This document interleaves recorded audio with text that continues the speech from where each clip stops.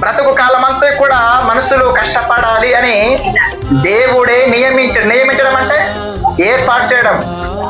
మనిషి ఈ భూమి మీద సుఖం మాత్రమే కాదు, కష్టం కూడా అనుభవించాలి, కష్టపడాలి. బ్రతుకు కాలం అంతా కూడా కష్టపడాలనుకుని దేవుడు నియమించాడు. మనం అనుకుంటాము ఈ కష్టాలు అన్ని కూడా లేకపోతే బాగుండు అనుకుంటా, కానీ కష్టాలన్నీ కూడా దేవుడే మనిషికి నియమించాడు. నీకు శ్రమ వచ్చినప్పుడు, శ్రమ దినమున నువ్వేం చేయాలంటే ఆలోచించు ఎందుకు ఈ శ్రమ వచ్చింది, ఈ బాధ ఎందుకు వచ్చింది అనుకొని నువ్వు నీ ఆలోచనలకు పదులు పెట్టాలి, ఆలోచించాలి అని దేవుడు చెప్తున్నాడు. మనిషి చనిపోయినాక ఈ సుఖము అనేది, దుఃఖం అనేది తెలియకుండా ఉండాలనుకుని ఏం చేశాడు దేవుడు? సుఖాన్ని కూడా దుఃఖాన్ని కూడా ఏం చేశాడు? జతపరిచాడు. చనిపోయినాక నరకం వెళ్తే ఎల్లప్పుడు కూడా దుఃఖమే దుఃఖం శ్రమ పడతాం తప్ప అక్కడ సుఖము ఉండదు. అలాగే ఒకవేళ పరలోకానికి వెళ్ళిపోయామనుకోండి, చనిపోయిన తర్వాత పరలోకానికి వెళ్ళిపోతే అక్కడ దుఃఖము ఏముండదు.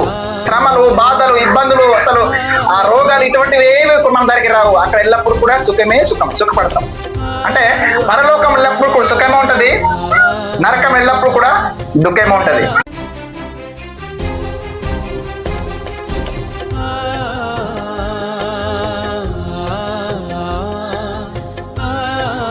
పరమందున మా తండ్రి, సకల ఆశీర్వాదాలకు కారణభూతుడా, సర్వోన్నతుడా, మీ కృపను బట్టి మీకు స్తోత్రములు చెల్లిస్తున్నాం. ఈరోజు ఈ దినాన్ని మాకిచ్చి మరొక నూతన జీవనాన్ని మేము కొనసాగించడానికి ఆయుష్కాలాన్ని పొడిగించినందుకు మీకు స్తోత్రములు చెల్లిస్తున్నాం. ఈ ఆరాధన మొదటి నుంచి చివరి వరకు మీకు మహిమకరంగా మేము జరుపుకోవడానికి మాకు జ్ఞానము, వివేకము, ఆలోచన, సమయోచితమైన జ్ఞానాన్ని మాకు అనుగ్రహించమని అడుగుతున్నాం. పాటలలోను, వాక్య పఠనంలోను అన్నిటిలో కూడా మీరు ఉన్నారు తండ్రి. మీరొక్కరు మాత్రమే మహిమ పొంది ఉన్నారు, మీరొక్కరు మాత్రమే స్తుతింపబడి ఉన్నారు. అందుని బట్టి మీకు స్తోత్రములు. కొద్ది నిమిషాలు నాయన నీ యొక్క వాక్యాన్ని నీ పిల్లల మధ్య నేను చెబుచుండగా నాకు నీ ఆత్మ సహాయాన్ని నాకు అనుగ్రహించమని వినుచున్న నీ పిల్లలందరూ కూడా తండ్రి వాక్యాన్ని ఏకాగ్రతతో దేవా వాక్యం పైన దృష్టి ఉంచి మీ కొరకు బ్రతకాలని, మీ గురించి ఫలించాలని, వాక్యాన్ని చక్కగా వినడానికి, అలాగే నేను కూడా వారికి చక్కగా అర్థమయ్యే విధంగా వాక్యాన్ని చెప్పడానికి సహాయం దయచేయమని ఈ చిన్న ప్రార్థనని ప్రియకుమారుడు మా ప్రభు రక్షకుడైన యేసుక్రీస్తు మహోన్నత నామం పేరిట ప్రార్థిస్తున్నాము మా పరమ తండ్రి. ఆమెన్. మంచిది. మనకందరికి కూడా ఊపిరిని, జీవాన్ని, సమస్తాన్ని మనకు అనుగ్రహించి చక్కటి బ్రతుకు ఇచ్చిన పరలోకపు తండ్రికి ఆయన ప్రియకుమారుడు మనందరి ప్రభు రక్షకుడైన యేసుక్రీస్తు నామంలో దేవునికి కృతజ్ఞత స్తుతులు స్తోత్రాలు చెల్లిస్తూ ఈ ఆదివారపు ఆరాధనకు వచ్చిన పెద్దలు, పిల్లలు, అలాగే స్త్రీలు, పురుషులు మీ అందరికి కూడా మన ప్రభు లోక రక్షకుడు యేసుక్రీస్తు నామంలో హృదయపూర్వక వందనాలు, అలాగే శుభములు తెలియజేస్తున్నాను. మరి కొద్ది నిమిషాల పాటు మన వాక్యాన్ని నేర్చుకుందాం. కొద్ది నిమిషాల పాటు అందరికి ఓపిక కలిగి కొద్ది నిమిషాల పాటు వాక్యాన్ని వినాల్సిందిగా మనవి చేస్తున్నాను. పిల్లల్ని కూడా కొంచెం గోలు చేయకుండా చూసుకోండి, కొద్ది నిమిషాలే. మరి ఈరోజు అంశం పేరు ఏంటంటే మనిషి జీవితంలో కష్టాలు ఎందుకు అనేది ఒక అంశాన్ని నేర్చుకుందాం. మనిషి జీవితంలో కష్టాలు ఎందుకు, మనిషి జీవితంలో కష్టాలు ఎందుకు అనే వాక్యాన్ని గురించి ఈరోజు మనము కొద్ది నిమిషాల పాటు నేర్చుకుందాం. కాబట్టి ఈ కష్టాలు పేరు వినగానే మనకు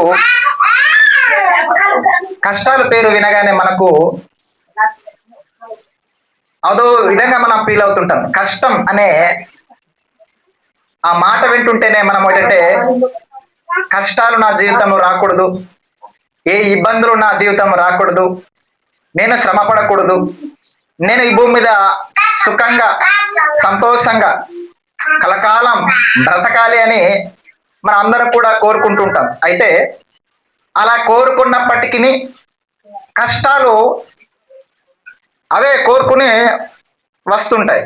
అలా కష్టాలు వచ్చినప్పుడు కొందరు ఆ కష్టాలు భరించలేక ఈ కష్టాలు నేను భరించలేను బాబు అనుకుని చాలా మంది ఏం చేసుకుంటారంటే ఈ లోకాన్ని విడిచిపెట్టేసి వెళ్ళిపోతున్నారు. అంటే ఆత్మహత్య చేసుకునే వాళ్ళు ఉన్నారు కొందరు, మరికొందరు అంటే ఆత్మహత్యలు కూడా రకరకాలు చేసుకుంటారు. ఇలాగా కొందరు పెద్ద బ్రిడ్జ్ నుంచి కింద దూకేస్తారు, నది దగ్గర, సముద్రం దగ్గర.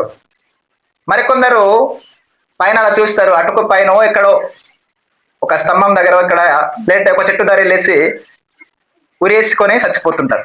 మరికొందరు బ్లేడ్తో కోసుకొని చచ్చిపోయే వాళ్ళు ఉన్నారు, కొందరు మందు తాగి చనిపోయే వాళ్ళు ఉన్నారు. ఇలా రకరకాలుగా ఆత్మహత్యల పేరుతో తమ యొక్క బ్రతుకులను ఏం చేసుకుంటారు, మధ్యలోనే ముగించుకుంటున్నారు.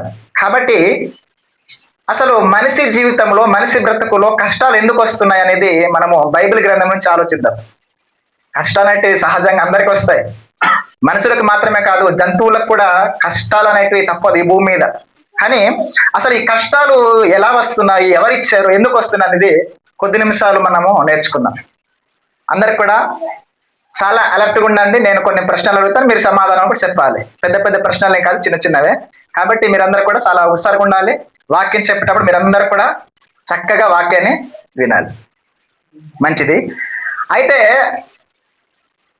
చాలా మంది కష్టాలు పడుతుండడం మనం చూస్తున్నాం. మనమైతే ఎక్కువగా గిరిజనులం కాబట్టి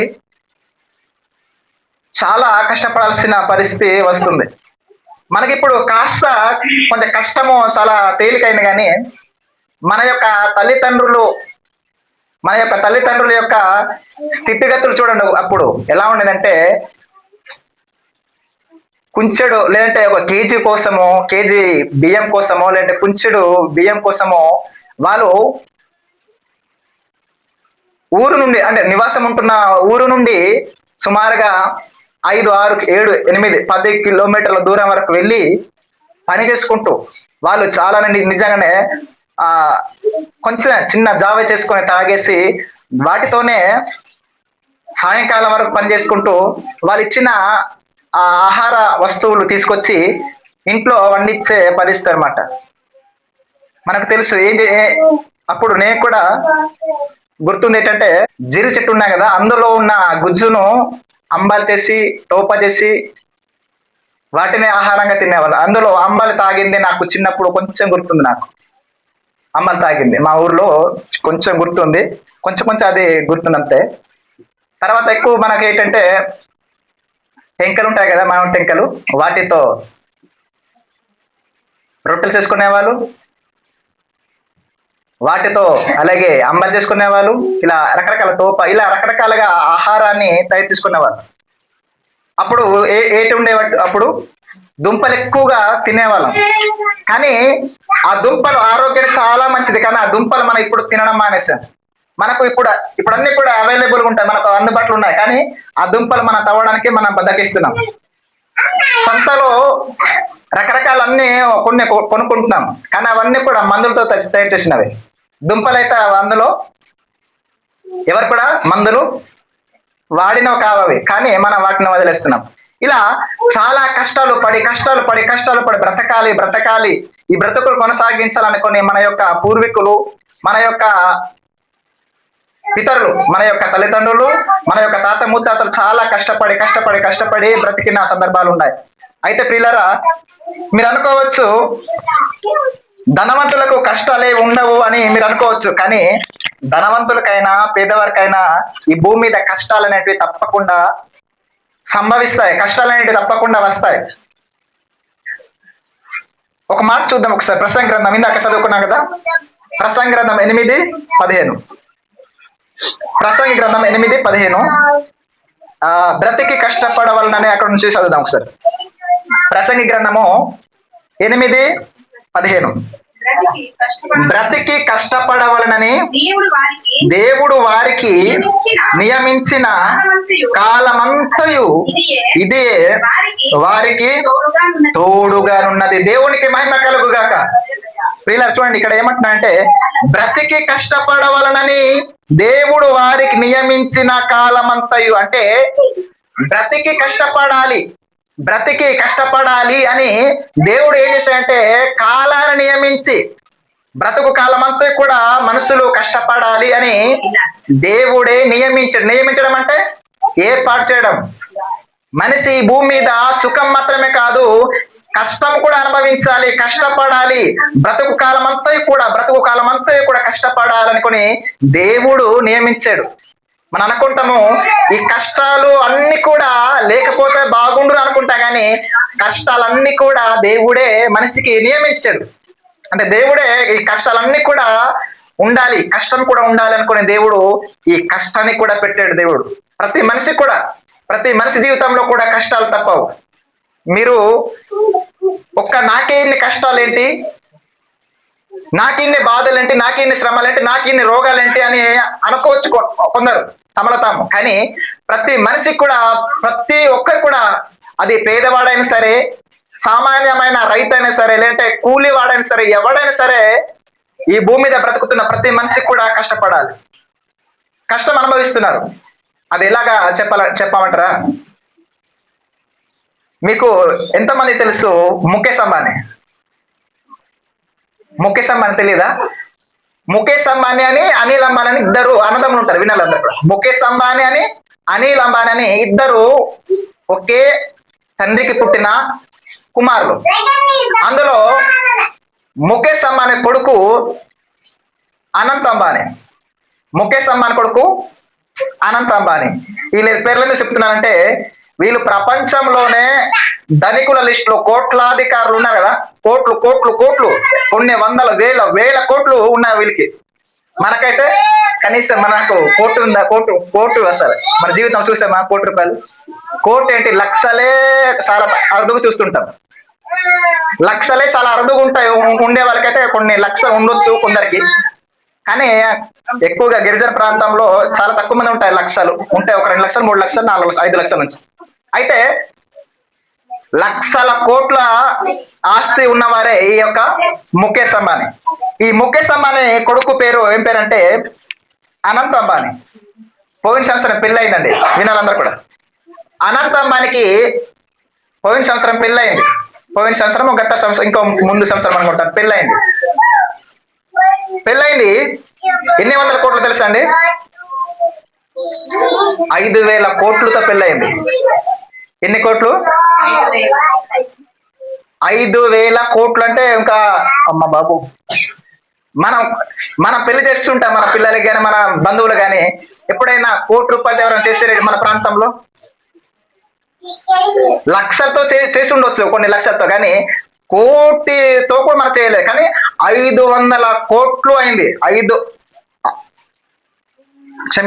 కాదు, 5,000 కోట్లు. ఎన్ని? 5,000 కోట్లు. అందులో ఎవరు వెళ్ళారు తెలుసా? రాజకీయ నాయకులు వెళ్ళారు, సినిమా హీరోలు వెళ్ళారు, చాలా ధనికులు అందరూ వెళ్ళారు. అప్పుడు వాళ్ళకి కూడా ఏంటంటే బహుమానాలు ఇచ్చాడు. ఎవరు? ముఖేష్ అంబానీ తన కొడుకుకి గ్రాండ్ పెళ్లి చేశాడు, అనంత్ అంబానీకి. కానీ ఆ అనంత్ అంబానీ చాలా చిన్న వయసు, 31 సంవత్సరాలు ఇప్పటికే. ఆయన 1995లో పుట్టాడు. ఎన్నో సంవత్సరం? 1995. నాకంటే 2 సంవత్సరాలు చిన్నవాడే. నేను 1993లో పుట్టాను. అంటే అన్ని కోట్లు ఉన్నా సరే ఈయనకి సమస్య ఏంటంటే, ఈ అనంత్ అంబానీకి సమస్య ఏంటంటే, అన్ని కోట్లు ఉన్నా సరే ఇప్పుడు మనకు చల్లటి గాలి వీస్తుందా? ఈ చల్లటి గాలి ఆయనకి వీచింది అనుకోండి, చల్లటి గాలి అలా వీస్తే చచ్చిపోతాడు ఆయన. చల్లటి గాలి అలా వీచింది అనుకోండి, ఇంకా అంతే, స్పాట్ డెడ్, చనిపోతాడు. అంత కోటీశ్వరుడైనా సరే చూడండి, చల్లటి గాలి తగలకుండా కాపాడుకుంటున్నాడు. ఒకవేళ చల్లటి గాలి అలా తగిలిందా అంతే, చచ్చిపోతాడు. అంత దినదినం గండంతో, దినదినము చాలా కష్టపడుతూ బ్రతుకుతున్నాడు. కష్టమా కాదా? మరి ఇటువంటి ప్రదేశాలు రాకూడదు, చల్లటి గాలి వీచే ప్రదేశానికి రాకూడదు. వాళ్ళకి సపరేట్గా రూమ్లు ఏర్పాటు చేశారు. ఏసీ దగ్గర ఉండలేడు, చల్లటి గాలి వీస్తే బ్రతకలేడు. మరి అన్ని కోట్లు ఉన్నాయి, కానీ మరి ధనవంతుడు కష్టాలు ఉండకూడదు కదా. అంటే ప్రతి ఒక్కరికి కూడా కష్టాలు అంటే తప్పదు. మానవ జీవితంలో ధనవంతుడికైనా పేదవాడికైనా కష్టాలు అనేటివి అందరికి వస్తాయండి, అందరికి వస్తాయి కష్టాలు. అందుకని ఒక మాట చూద్దాం ఒకసారి. 7వ అధ్యాయం, అదే ప్రసంగి గ్రంథము 7:14 తీయండి ఒకసారి. ప్రసంగి గ్రంథము 7:14. సుఖ దినమునందు సుఖముగా నుండుము, ఆపద్దినమునందు యోచించుము. చూడండి ఇక్కడ ఏమనుందంటే సుఖ దినము అంటే సుఖపడే దినంలో నువ్వు సుఖంగా ఉండు. ఆపద్దినం అంటే ఆపద వచ్చిన దినం, ప్రమాదం వచ్చిన దినం, లేదంటే కష్టం వచ్చిన దినంలో నువ్వు ఎలా ఉండాలంటే యోచించు అంటే ఆలోచించు. నువ్వు సుఖ దినం నందు సుఖంగా ఉండు. చూడండి చాలా మందికి పెళ్లి రోజు ఎలా ఉంటదంటే, పెళ్లి రోజు అంటే ఆ రోజే పెళ్లి అంటే పెళ్లి కుమారుకైనా కుమారునికైనా పెళ్లి కుమార్తెకైనా చాలా సంతోషం ఉంటది. అన్నిటికంటే గొప్ప సంతోషకరమైన దినం ఏంటంటే పెళ్లి, అవునా కదా? పెళ్లి రోజు. ఆ రోజున పెళ్లి కుమారుని ముఖంలో చాలా హుషారు ఉంటది, చాలా ఆనందం. అలాగే పెళ్లి కుమార్తె యొక్క ముఖంలో కూడా చాలా ఆనందం, చాలా సంతోషం పెళ్లి రోజు. కానీ ఆ పెళ్లి రోజున కూడా చల్లటి గాలి పడలేదు. ఎవరికి? అనంత అంబానికి. చల్లటి గాలి కాదు, ఇంకా వేడి గాలి వారికి అవసరం అనమాట. అందుకని వాళ్ళు ప్రత్యేకంగా వారికి కోటు ప్రత్యేకంగా వాళ్ళకి సూట్ ఉంటుంది అనమాట, ఆ చల్లదనం ఉండకుండా. కాబట్టి ప్రియులారా, ఇక్కడ ఏమంటాడు దేవుడు, నువ్వు సంతోషం వచ్చిన దినాన, సంతోష దినం నందున, సుఖ దినం నందున నువ్వు సుఖించు. అలాగే ఆపద దినం అంటే ప్రమాదము, లేదంటే కష్టము, లేదంటే శ్రమ దినమున ఏం చేయాలంటే మనము ఆలోచించు అంటున్నాడు. యోచించడం అంటే ఆలోచించడం. నీకు శ్రమ వచ్చినప్పుడు, శ్రమ దినమున నువ్వేం చేయాలంటే ఆలోచించు. ఎందుకు ఈ శ్రమ వచ్చింది, ఈ బాధ ఎందుకు వచ్చింది అనుకొని నువ్వు నీ ఆలోచనలకు పదును పెట్టాలి, ఆలోచించాలి అని దేవుడు చెప్తున్నాడు. ఆలోచించు అంటూ ఏమంటున్నాడు, ఆపదినమనందు యోచించుము, తాము చనిపోయిన తర్వాత జరుగు దానిని నరులు తెలుసుకొనకుండునట్లు దేవుడు సుఖ దుఃఖములను జతపరిచినాడు. దేవునికి స్తోత్రం. అంటే చూడండి ఇక్కడ తాము చనిపోయిన తర్వాత జరుగు దానిని నరులు తెలుసుకొనకున్నట్లు దేవుడు సుఖ దుఃఖములను జతపరిచి ఉన్నాడు. అంటే మనిషి చనిపోయినాక ఈ సుఖము అనేది, దుఃఖం అనేది తెలియకుండా ఉండాలనుకుని ఏం చేశాడు దేవుడు, సుఖాన్ని కూడా దుఃఖాన్ని కూడా ఏం చేశాడు, జతపరిచాడు. అంటే చనిపోయాక మనకు వినాలి, ఈ సుఖము ఈ దుఃఖం అనేటివి కలిసి ఉంటాయి ఈ భూమి మీద. అందరికీ సుఖం అనేది వస్తుంటది, అందరికి దుఃఖం అనేది వస్తుంటది. కొన్ని రోజులు సుఖపడతాం, కొన్ని రోజులు దుఃఖపడతాం. అయితే ఈ సుఖము దుఃఖం అనేది దేవుడు జతపరిచాడు. ఎందుకంటే చనిపోయిన తర్వాత ఇవి గుర్తు రాకూడదు అనుకోని. చనిపోయినాక నరకం వెళ్తే ఎల్లప్పుడు కూడా దుఃఖమే దుఃఖం శ్రమ పడతాం తప్ప అక్కడ సుఖము ఉండదు. అలాగే ఒకవేళ పరలోకానికి వెళ్ళిపోయామనుకోండి, చనిపోయిన తర్వాత పరలోకానికి వెళ్ళిపోతే అక్కడ దుఃఖము ఏముండదు, శ్రమలు, బాధలు, ఇబ్బందులు, అసలు ఆ రోగాలు ఇటువంటివి ఏమి మన దగ్గరికి రావు. అక్కడ ఎల్లప్పుడు కూడా సుఖపడతాం. అంటే పరలోకం ఎల్లప్పుడు కూడా సుఖమే ఉంటది, నరకం ఎల్లప్పుడు కూడా దుఃఖమే ఉంటది. ఇక్కడేమో భూమి మీద ఉన్నప్పుడు మాత్రము సుఖము దుఃఖము రెండు కూడా కలిసి ఉంటాయి. అంటే సుఖ దుఃఖాలు కలిసిన లోకమే భూలోకం. అది ప్రతి మనిషికి కూడా దేవుడు నియమించాడు. ప్రతి మనిషికి కూడా ఈ భూమి మీద తెలుసుకోవాలని. మనకు సుఖం విలువ ఎప్పుడు తెలుస్తుంది చెప్పండి? మనకు సుఖం విలువ ఎప్పుడు తెలుస్తుందండి? సుఖం విలువ ఎప్పుడు మనకు తెలుస్తుంది? మనం కష్టపడినప్పుడే మనకు తెలుస్తుంది, అవునా కదా? బాగా కష్టపడామనుకోండి, తర్వాత సుఖపడితే అప్పుడు మనకు తెలుస్తుంటది అన్నమాట.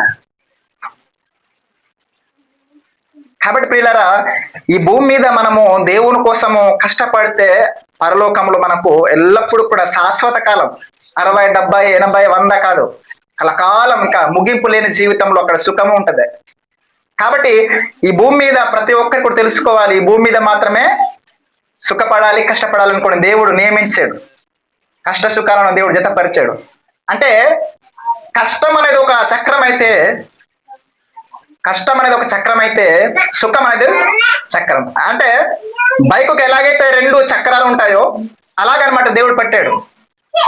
బైకుకి 2 చక్రాలు లేకుండా ఒకే చక్రంతో వెళ్ళిపోతామా? ఒక చక్రం పాడైపోయింది, లేదా పేచ్ అయిపోయింది, పాడైపోయింది మొత్తం. ఆ వెనక చక్రం లేకుండా ముందు చక్రంతో వెళ్ళలేము, ముందు చక్రం లేకుండా వెనక చక్రంతో వెళ్ళలేము. వెళ్ళగలమా? మీరు ఎప్పుడైనా తోలేరు? మీరు బాగా తోలుతారు కదా బైక్లు, ఎవరు కూడా అలా తోలలేరు. అంటే మనకు రెండు బ్యాలెన్స్ గా ఉండాలి, కష్టపడాలి, సుఖపడాలి అని. ఈ కష్టం విలువ తెలియాలి, సుఖం విలువ తెలియాలి అనుకోండి. దేవుడు మన జీవితాల్లో కష్టాలు కొన్ని పెట్టాడు. ఒకవేళ మాకు అన్ని భూమి మీద సుఖం ఇచ్చామనుకోండి, అప్పుడు దేవుడిని మనం నమ్ముకుంటామా? అప్పుడు కుర్చీలో కాలు మీద కాలు వేసుకుంటాము. అప్పుడు ఇది ఇక్కడ ఉంటది అనమాట, ఇది ఇలా వేసుకుని నాకేమడ్రా ఇంకా అడ్డుపడతాడు అనుకుంటాం మనం. నన్ను ఆపేదేవాడు అనుకుని ఇలా కాలు దగ్గర వేస్తాం, అంత పొగరు వస్తుంది అనమాట. కానీ మన కష్టం వచ్చిందనుకోండి, అప్పుడు దేవుడిని నమ్ముకుంటాం. కష్టం వచ్చిందనుకోండి, దేవుని ఆశ్రయిస్తాం. మనకు అన్ని రోజు సుఖపడుతున్నాం అనుకోండి, దేవుడు గుర్తురాడు. అలాగా బైబిల్ గ్రంథంలో కూడా మనం చూస్తాం. ఎవరిని? ధనవంతుడు ప్రతిరోజు ఏం చేసేవాడు? ఆయన బహుగా సుఖపడేవాడు. బహుగా అంటే చాలా ఎక్కువగా సుఖపడేవాడు. తినడానికి కుదవలేదు, త్రాగడానికి కుదవలేదు, కట్టుకోవడానికి అయితే ఓ రకరకాల మంచి మంచి ఏమంటారు సన్నపు నార వస్త్రాలు, అవి పట్టు చీరలు అంటారు కదా ఆడవాళ్ళు, ఆ విధంగా మన చక్క సన్నపు నార మంచి ఇలా అంటుతుంటేమో అలా సన్నపు నార వస్త్రాలు, మంచి మంచి ఖరీదైన వస్త్రాలు అవి. అటువంటి వాటిని ధరించుకునే ప్రతి దినం కూడా సుఖపడేవాడు ఆయన. కానీ లాజర్ అయితే ప్రతి దినం కూడా ఏం చేసేవాడు? ఆయన కష్టం అనుభవించేవాడు. వీళ్ళారా, ఈ విధంగా మనిషి జీవితంలో కష్టాన్ని సుఖాన్ని దేవుడు పెట్టాడు. ఇంకో మాట చూద్దాం, కొన్ని మాటలు. యెషయా గ్రంథము 48:10. యెషయా గ్రంథము 48:10. యెషయా గ్రంథము 48:10.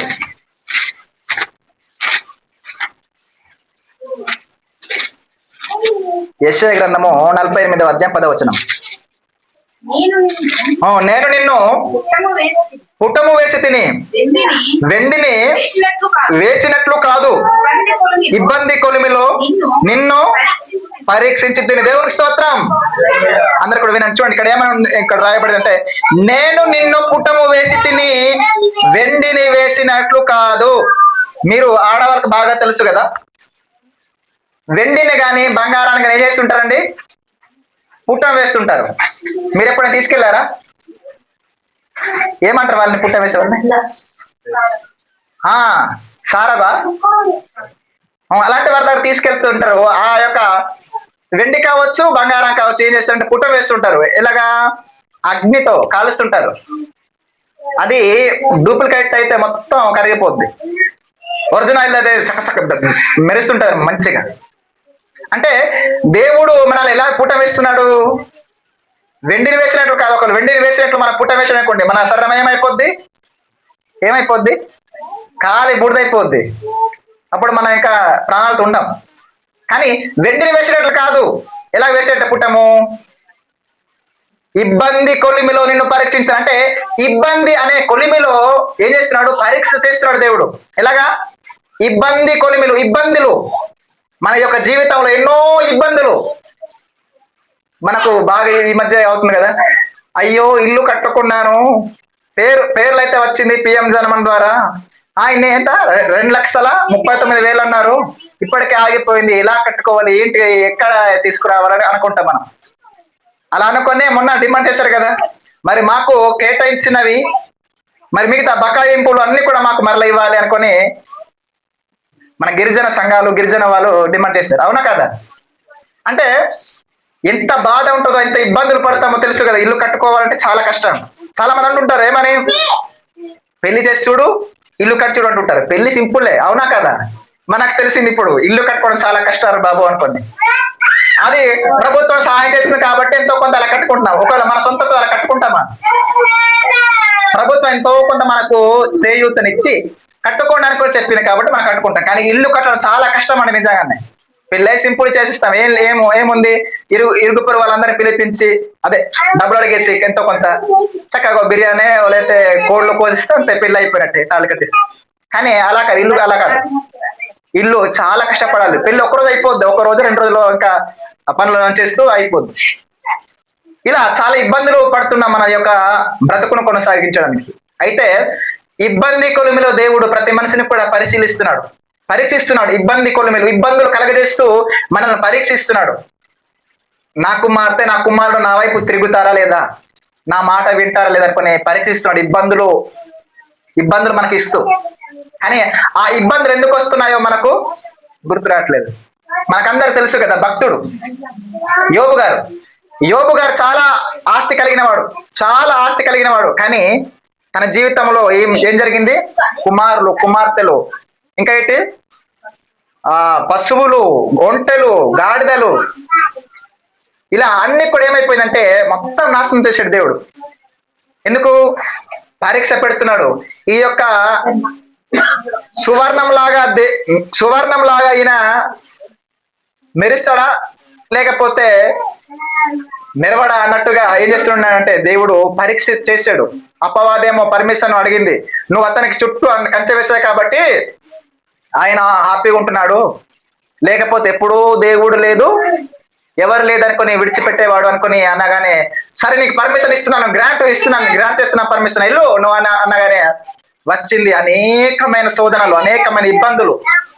అలా యోబు గారికి వచ్చినట్టు మనకి ఇబ్బందులు వచ్చింది అనుకోండి, మనము ఈ యొక్క సన్నిధానంలో ఈ ఆవరణంలో ఉండం. ఇంకా అమ్మ బాబు అనుకుని అటే ప్రోగ్రాలు, అటు సంత బయలు మొత్తం ఇటు తిరుగుతూ మనము దేవుడు అంటే మనము లెక్క చేస్తామా? ఇబ్బందులు వస్తాయి, బాగా అటువంటి ఇబ్బందులు ఇస్తాయి. కానీ ఏమన్నా తెలుసండి యోబు గారు, యెహోవా ఇచ్చెను యెహోవా తీసుకొని పోయిన దేవుడి నామానికి స్తుతి కలుగును గాక అన్నాడు. మనం ఏమైనా అంటామా? మనం ఏమైనా మేలు జరిగినప్పుడు మాత్రమే దేవునికి స్తుతులు అంటాం, కానీ చీడు జరిగినప్పుడు కూడా దేవుని స్తుతించాలి. అది యోబు గారి యోబు గారి చరిత్ర మనం చదివినప్పుడు మనకు అర్థమవుతుంది. కాబట్టి ఇబ్బంది కొలిమిలో పరీక్ష చేస్తున్నాడు దేవుడు. ఇలా ఈ పరీక్షకు మనం పాస్ అవ్వలేదనుకోండి, మనం ఫెయిల్ అయిపోయామనుకోండి, అప్పుడు దేవుడున్న లోకానికి మనం వెళ్ళలేము.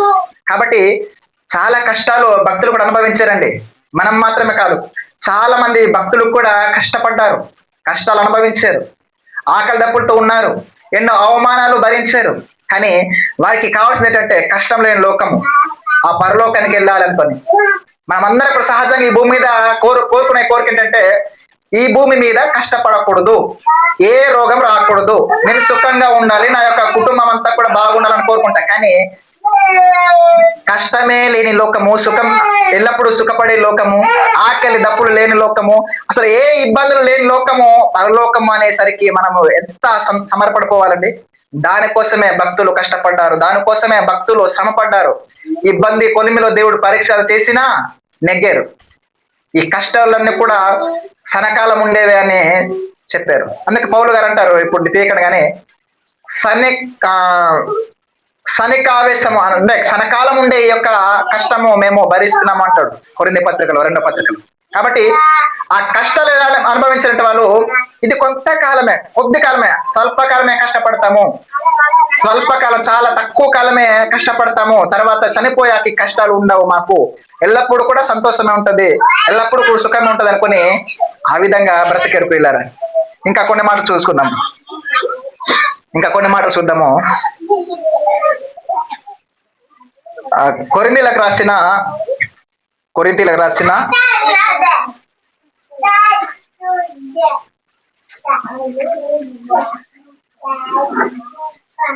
2వ పత్రిక అనుకుంటున్నా, చూద్దాం ఒకసారి. కొరింథీలకు రాసిన మొదటి పత్రిక, క్షమించండి, కొరింథీలకు రాసిన మొదటి పత్రిక 10వ అధ్యాయము 13. కొరింథీలకు రాసిన మొదటి పత్రిక 10వ అధ్యాయం 13వ వచనం. కొరింథీలకు రాసిన మొదటి పత్రిక పౌలు గారు కొరింథీ సంఘానికి మొదటిసారిగా రాసిన పత్రిక, 10వ అధ్యాయం 13వ వచనం చదవండి ఒకసారి. 10:13. సాధారణముగా మనుషులకు కలుగు శోధన తప్ప మరి ఏది మీకు సంభవింపలేదు. దేవుడు నమ్మదగిన వాడు, మీరు సహింపగలిగినంత కంటే ఎక్కువగా ఆయన మిమ్మును శోధింపబడనీయడు. అంతేకాదు సహింపగలుగుటకును ఆయన శోధనతో కూడా తప్పించుకొను మార్గమును కలగజేయును. దేవునికి స్తోత్రం. చూడండి, ఇక్కడ ఏమంటే రాయించాడంటే, సాధారణంగా మనుషులకు కలుగు శోధన తప్ప మరి ఏది మీకు సంభవింపలేదు. అంటే మనుషులకు శోధనలు వస్తాయా అంటే వస్తాయి, ఖచ్చితంగా వస్తాయి. ఆ శోధనలు మనుషులకు వస్తాయి. అలా మనుషులకు వచ్చే శోధనలు తప్ప మీకు ఏది కూడా సంభవించలేదు అని అంటూ ఏమంటున్నా అంటే ఇంకా దేవుడు నమ్మదగిన వాడు, మీరు సహింపగలిగినంత కంటే ఎక్కువగా ఆయన మిమ్మల్ని శోధింపబడనీయాడు. అంటే దేవుడు నమ్మదగిన వాడు కాబట్టి మనము సహింపగలిగినంత వరకు మాత్రమే దేవుడు ఆ శోధనలు పర్మిషన్ ఇస్తాడు. మనము సహించలేము ఇంకా సహించలేము అన్నట్టుగా అయితే అన్న పరిస్థితుల్లో దేవుడు ఆ శోధనలు తీసేస్తాడు. ఎందుకంటే చూడండి, మనము ఎంత ఒక 50, 60, 70 కేజీలు మనం మోయగలం లేదా? ఇక్కడి నుంచి ఒక కొంత దూరం వరకు మోయగలం. కానీ అదే 1000 కేజీలు మనం మోయగలమా? 2000 కేజీలు మోయగలమా? ఆ విధంగా దేవుడు మనకు శోధనలు కూడా ఇవ్వడమంట. మనకు సహింపగలిగినంత మాత్రమే శోధనలు ఇస్తాడు. అయితే ఆ శోధనలో కూడా మనం ఆ శోధనలను జయించడానికి ఏం చేస్తున్నాడంటే తప్పించుకోవడానికి కూడా మార్గం ఇస్తాడట దేవుడు. అందుకనే ఆపద్దినమునందు యోచించుము అంటాడు. ప్రసంగి గ్రంథం చదువుకున్నాం 8:15లో 7:14 చదువుకున్నాం కదా. ఏమని? ఆపద్దినమునందు యోచించుము అంటే మనకు కష్టాలు వచ్చినప్పుడు, శోధనలు వచ్చినప్పుడు, శ్రమలు వచ్చినప్పుడు ఆలోచించాలి, బుర్రకు బాగా పదును పెట్టాలి. ఒకవేళ ఆలోచించకుండా లేదు చచ్చిపోవడం, సావే శరణ్యం అనుకోండి, చచ్చిపోయామనుకోండి ఇంకంతే. అందుకనే ఒక మాట ఉంటుంది, ఏమని తెలుసండి? ఆ సామెతల గ్రంథంలో ఉంటది, ఏమని తెలుసా? శ్రమ దినమున నువ్వు కృంగిన ఎడల నువ్వు చేత కానివాడు వాగుదు అని ఉంటది. ఏమని? శ్రమ దినమున మనం కృంగిపోతే మనం చేత కాని వాళ్ళం అవుతాం. అందుకని ఆలోచించాలి, ఎందుకు ఈ శోధన వచ్చింది, ఈ శోధనని ఎలా జయించాలనుకొని ఆ శోధనను తప్పించే మార్గాన్ని దేవుడు మనకు ఎన్నో మార్గాలు ఉంచుతాడు. కానీ ఆ మార్గాలు మనం పట్టించుకోం. చాలా మంది అండి నేటి కాలంలో పరీక్ష రాసే టైం ఇది. చాలా మంది చదివే నాకు ధ్యేయం, చదివే నాకు దిక్కు అని చాలా మంది చదువుతారు. ఫెయిల్ అయిపోయారనుకోండి ఏమవుతారు? ఫెయిల్ అయిపోయారనుకోండి, బాగా చదివి ఫెయిల్ అయిపోయిన తర్వాత ఏం చేస్తున్నారు? చాలా మంది చచ్చిపోతున్నారు. ఎవరు? విద్యార్థులు చనిపోతున్నారు లేదా? అంటే అర్ధాంతరంగా తమ యొక్క బ్రతుకును ముగించుకుంటాం. చాలా మంది బ్రతకాల్సిన ఇంకా ఆయుష్కాలం ఉంది, కానీ మధ్యలోనే తమ ఆయుస్సును ఏం చేసుకున్నారు? వాళ్ళు తెంచేసుకుంటున్నారు. కాబట్టి ప్రియులారా, శోధనలన్నిటి కూడా జయించుకోవాలి మనం. ఆ శోధనలను జయించారు భక్తులు. అనేకమైన శోధనలు ఎదుర్కొన్నారు. అంతేందుకు యేసుక్రీస్తు ప్రభువును కూడా శోధించింది అపవాది. ఆయన ఆకలితో ఉండగానే ఏం చేసింది? ఆకలితో ఉండగానే ఆహారాన్ని కూడా చూపించింది. ఇదిగో రాళ్ళు రొట్టెలుగా చేసుకుని తిను, నువ్వు దేవుని కుమారుడు అయితే క్రింద దుమ్కు అని చెప్పింది. అలాగే ఈ లోక రాజ్యాలన్నీ కూడా నీకు ఇచ్చేస్తాను, నువ్వు నాకు సలాం కొడితే అని చెప్పింది. చాలా శోధనలు వచ్చాయి ఆయన జీవితంలో కూడా. అలాగే భక్తులు, ప్రవక్తలు, అపోస్తులు ఇలా చాలా మంది శోధనకు గురయ్యారు. కానీ ఆ శోధనలన్నీ కూడా ఏం చేసుకున్నారంటే జయించుకున్నారు. ఆ శోధనలన్నిటి కూడా సహించారు. ఇలా శోధనలు వచ్చిన మనం ఏం చేయాలంటే దేవుని కోసం నిలబడాలి. ఒక మాట చూసుకొని ముగించుకుందాం. అది పేతురు పత్రిక చూద్దాం ఒకసారి. ఇంకా ముగించుకుందాం. పేతురు రాసిన మొదటి పత్రిక మొదటి అధ్యాయము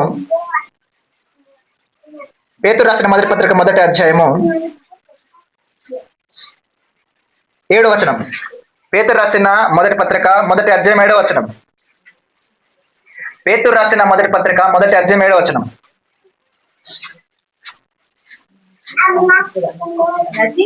నశించిపోవు సువర్ణము అగ్ని పరీక్ష వలన శుద్ధపరచబడుచున్నది కదా,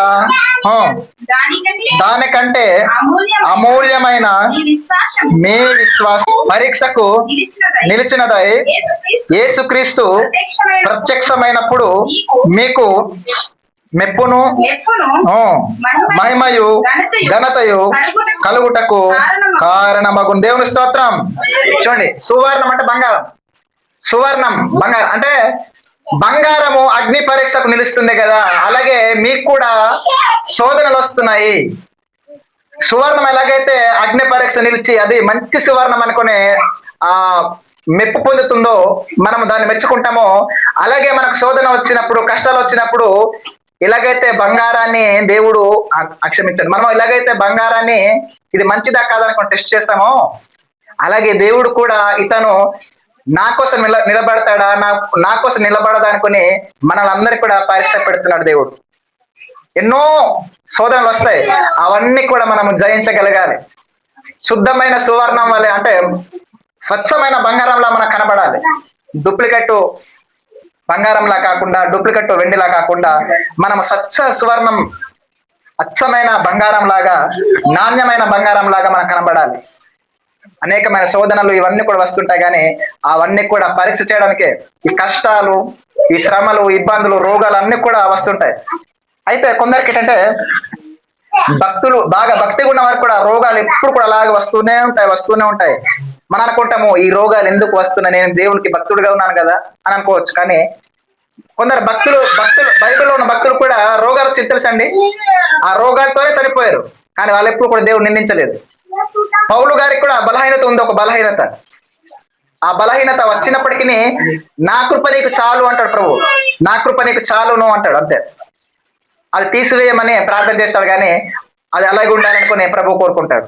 కాబట్టి మన జీవితంలో కూడా కొన్ని కష్టాలు అలా వస్తున్నప్పటికీ అవి దేవుని ఎదుట మనం మహిమ పొందడానికి, ఘనత పొందడానికి అవి ఉన్నాయేమనుకుని మనం గుర్తించుకోవాలి. అంతేగాని దేవుడు నిందించకూడదు. కష్టాలు వచ్చినా, బాధలు వచ్చినా, ఇరుకులు వచ్చినా, ఇబ్బందులు వచ్చినా అన్ని కూడా మనం సహించి దేవుని కోసం నిలబడాలి. ఇలా ప్రతి మనిషి జీవితంలో కూడా కష్టాలు కామన్గా వస్తుంటాయి. కష్టాలు రావదనుకున్నా వచ్చేస్తుంటాయి. కాబట్టి ఈ కష్టాలన్నింటి కూడా మనం ఏం చేయాలంటే ఓర్చుకోవాలి. ఈ కష్టాలన్నీ కూడా మనం ఓర్చుకోవాలి. మనము భక్తిగా, నీతిగా, యథార్థంగా దేవుని కొరకే నేను బ్రతకాలనుకొని గట్టి నిర్ణయం తీసుకుని దేవుని కొరకు బ్రతకడానికి మనము ప్రయత్నాలు చేయాలి. అందుకనే మనిషి జీవితంలో కష్టాలు ఎందుకంటే, ఇదిగో ఆ కష్టం విలువ, ఆ సుఖం విలువ మనకి ఎప్పుడు తెలుస్తుందంటే, చనిపోయాక కలకాలం నెమ్మది పొందొచ్చు, సంతోషంగా, సరదాగా, చాలా హ్యాపీనెస్ జీవితం కావాలి అనుకుంటే ఇదిగో పరలోకం. కానీ కలకాలం పండ్లు కొరుకుతూ, రొమ్ము కొట్టుకొనొచ్చు, ఏడుస్తూ, రోదిస్తూ, చిన్న నీటి చుక్క కొరకు మనము ధనవంతుడిలాగా ఉండాలనుకుంటే ఇదిగో నరకానికి మనము వెళ్ళిపోతే సరిపోద్ది.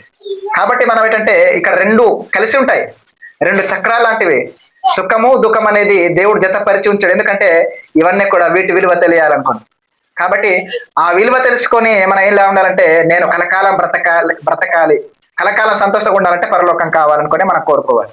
లేదు నేను కలకాలం శ్రమ పడాలి, యాతన పడాలి, రోధించాలి, వేదనతో ఉండాలనుకుంటే సింపుల్, మనం ఏం లేదు, యేసు ప్రభువుని విడిచిపెట్టేసి లోకానుసారంగా తిరిగేసామనుకోండి, అప్పుడు మనం కోరుకున్నట్టుగా నరకానికి వెళ్ళేసి బాధపడతారు. అందుకనే దేవుడు అంటాడు బైబిల్ గ్రంథంలో, ఏమంటాడు తెలుసా, నీ ఎదుటనే జీవ మార్గాన్ని ఉంచాను, మరణ మార్గాన్ని ఉంచాను అంటాడు. ఏమని?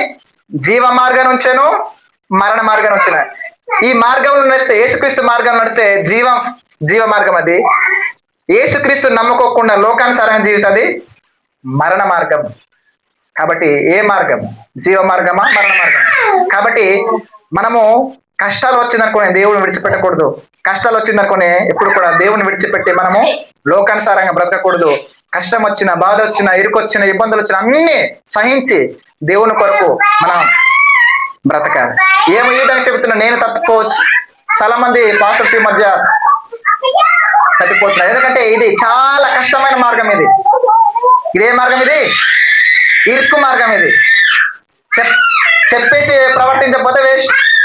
అది నేనైనా మీరైనా కావచ్చు. చెప్పేసి ప్రవర్తించలేదనుకోండి వేస్ట్ అది. కాబట్టి చెప్పేసి మనం కూడా పాటించే వరకు ఉండాలి. దేవుడు అంటే భయము, భక్తి కలిగి మనం అందరం కూడా ఆ విధంగా బ్రతకాలి. కాబట్టి చక్కగా ఇప్పటి వరకు విన్న మీ అందరికీ కూడా యేసుక్రీస్తు నామములో మరొకసారి వందనాలు తెలియజేస్తూ మరి వాక్యాన్ని ముగిస్తున్నాను.